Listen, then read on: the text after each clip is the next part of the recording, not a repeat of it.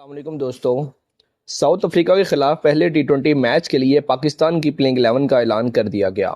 جی ہاں دوستو، سب سے اچھی بات یہ ہے کہ یہ وہی ٹیم نہیں ہے جو ایشیا کپ ہار کر واپس آئی تھی، بلکہ یہاں پر نئی پلینگ 11 سامنے آئی ہے اور کئی بڑی تبدیلیاں کی گئی ہیں، حتیٰ کہ کپتان تک بدل دیا گیا ہے۔ اور اب سوال یہ ہے کہ نئی ٹیم کیسی ہے اور کپتانی کس کو سونپی گئی ہے۔ ساتھ ہی ساتھ اس سیریز کے شیڈیول اور میچ کے اوقات بھی سامنے آ چکے ہیں۔ بڑے کھلاڑیوں کی واپسی ہو چکی ہے اور یوں لگ رہا ہے کہ پاکستان کے برے دن اب گزر چکے ہیں اور اچھے دن کا آغاز ہو چکا ہے۔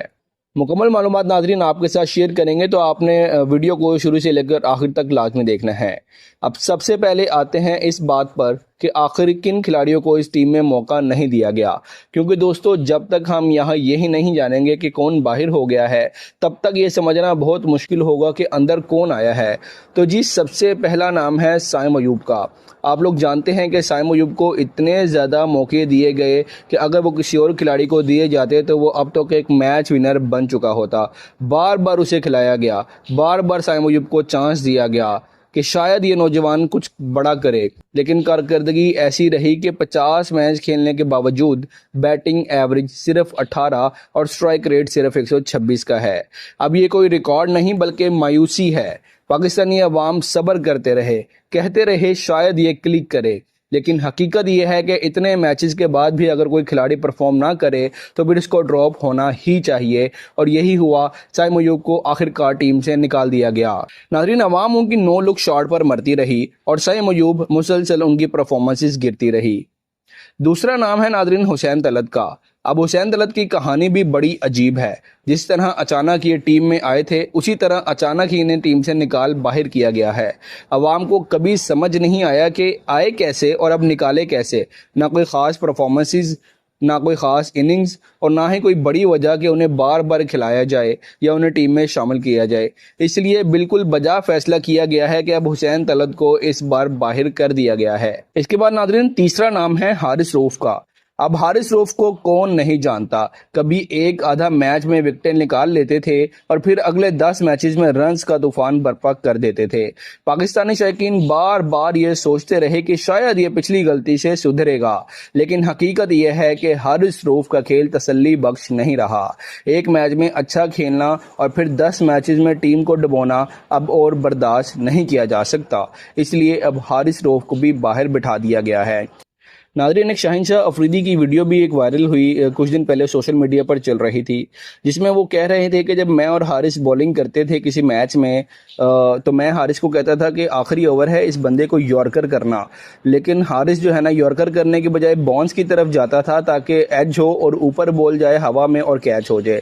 اس چکر میں وہ وکٹ نکالنے کے چکر میں وہ سکور زیادہ کھا جاتے تھے اور انہیں ہر اس بال پر چھکا پڑتا تھا جو وہ وکٹ کے لیے جاتے تھے۔ یعنی اگر وہ دیکھیں شاہنشاہ افریدی کتنے اچھے بالنگ کرتے رہے ہیں پورے ٹورنامنٹ میں، اور وہ یہ بات کر رہی ہیں کہ میں نے حارث کو بولا کہ یارکر کرو۔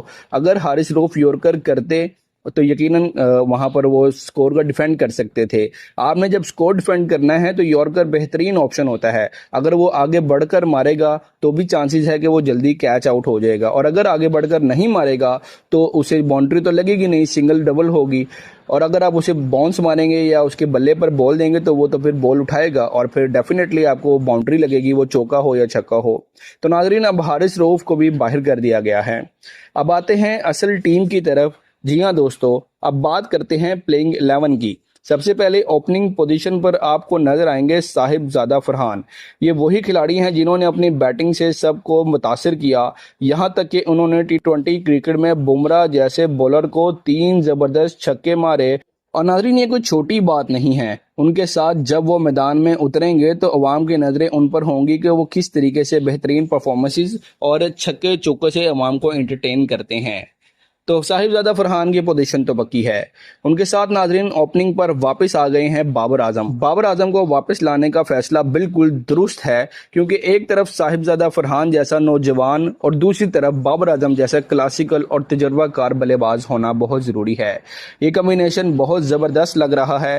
بابر کی ٹائمنگ، کلاس اور لمبی اننگز کھیلنے کی صلاحیت اور صاحب زادہ فرحان کی پاور ہٹنگ، یقیناً یہ جوڑی کسی بھی بالنگ اٹیک کو توڑنے کی صلاحیت رکھتی ہے۔ اس کے بعد ناظرین ٹیم میں شامل ہیں فخر زمان، अब फखर जमान का सफर बड़ा ऊंच नीच वाला रहा है। कभी तो इतनी शानदार इनिंग्स खेल जाते हैं कि लगता है कि ये हीरो हैं, और कभी इतना खराब खेलते हैं कि लोग मायूस हो जाते हैं। पिछले 2-3 मैचेस में उन्होंने इतनी अच्छी कारकर्दगी दिखाई, इसी बुनियाद पर उन्हें एक और मौका दिया गया है। लेकिन अवाम जानते हैं कि अगर फखर ने परफॉर्म ना किया तो उनकी जगह कोई नया खिलाड़ी आ सकता है। खास तौर पर लाहौर कलंदर्स के मोहम्मद नईम का नाम लिया जा रहा है, जो अगला मौका हासिल कर सकते हैं। उसके बाद नाज़रीन नंबर 4 पर आते हैं मोहम्मद रिजवान। जी हां दोस्तों, wicket keeper batsman Mohammad Rizwan की टीम में वापसी हो रही है। बाबर की वापसी पर तो किसी को हैरानी नहीं हुई थी, लेकिन रिजवान के दोबारा टीम में देखकर सब लोग चौंक जरूर गए हैं। बहरहाल विकेट कीपिंग और बैटिंग में उनकी सलाहियतों को नज़रअंदाज नहीं किया जा सकता। पाकिस्तानी अवाम अब ये देखने के मुंतज़िर हैं कि रिजवान किस अंदाज में बैकअप करते हैं।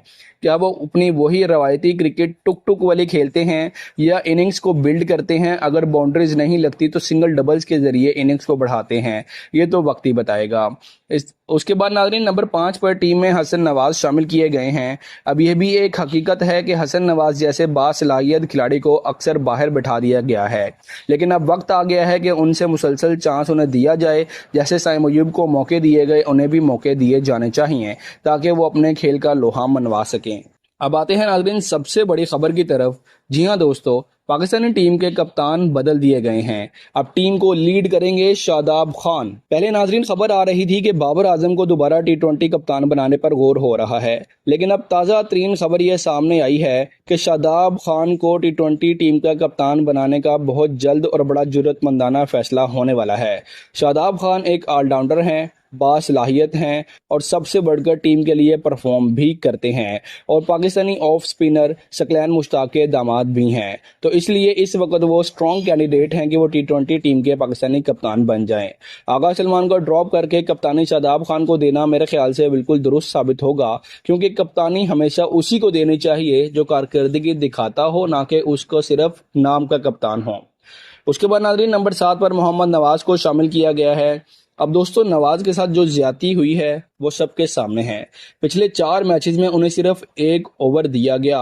हालांकि ये वही नवाज है जो 1 ओवर में 4 विकेटें लेने की सलाहियत रखते हैं, और ट्राई नेशन सीरीज का फाइनल भी उन्होंने अपनी जबरदस्त परफॉर्मेंस से जितवाया था। लेकिन अब उनके साथ इंसाफ हुआ है और इस बार उनको पूरा मौका दिया जाएगा टीम में। नंबर 8 पर टीम में शामिल हैं नाज़रीन अब्बास अफरीदी। ये वो खिलाड़ी हैं जिन्हें एशिया कप में मौका तो नहीं दिया गया, लेकिन अब वक्त ने दिखा दिया है कि पाकिस्तान उनके बगैर आगे नहीं बढ़ सकता। आखिरकार उन्हें टीम में शामिल कर लिया गया है, और ये फैसला देर से ही सही मगर दुरुस्त लग रहा है। नंबर 9 पर वापस आ गए हैं नसीम शाह। पाकिस्तानी अवाम नसीम शाह को देखकर बहुत खुश होती है, क्योंकि उनकी बॉलिंग में वो जारहानापन है जो किसी भी टीम को दबाव में डाल सकता है। नंबर 10 पर इब्रार अहमद को शामिल किया गया है।